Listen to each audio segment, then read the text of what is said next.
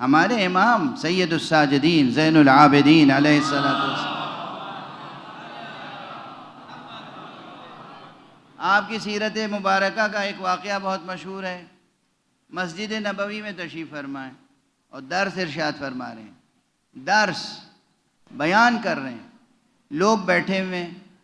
एक शख्स आया और उसने आने के बाद इमाम की शान में गुस्ताखियाँ शुरू कर दी। आप खामोश हो गए और उसको सुनते रहे। जो करीब में लोग थे, आपके ग़ुलाम, आपके चाहने वाले, आपके शागिर्द, आपके आशिक़, वो बेचैन हो रहे हैं। वो चाहते हैं कि उसका मुंह बंद करें, उसे सज़ा दें, उसका मुकाबला करें। इमाम सबको कह रहे हैं खामोश, अपनी अपनी जगह बैठे रहो, अपनी अपनी जगह बैठे। सबको बैठाया और उसके बाद जब वो सब कुछ कह के, जो कुछ कह सकता था, जो भी गुस्ताखी कर सकता था, गुस्ताखी करके चला गया। तो आपने कहा कि तुम चाहते हो कि हम इसका जवाब दें? हाँ बिल्कुल, आप नहीं, हमें इजाज़त दे दीजिए, हम जवाब देंगे। कहा नहीं, तुम्हें जवाब देने की ज़रूरत नहीं, आओ चलो सब लोग हमारे साथ चलो।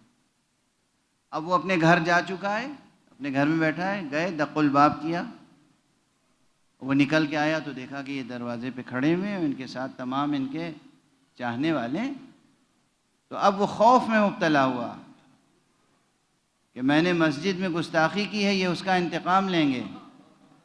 आपने इतनी सी बात कही, अगर तूने जो कुछ कहा है सच है, अगर वो बुराइयां मुझ में पाई जाती हैं तो मैं दुआ करता हूँ कि अल्लाह उन बुराइयों से मुझे पाक कर दे,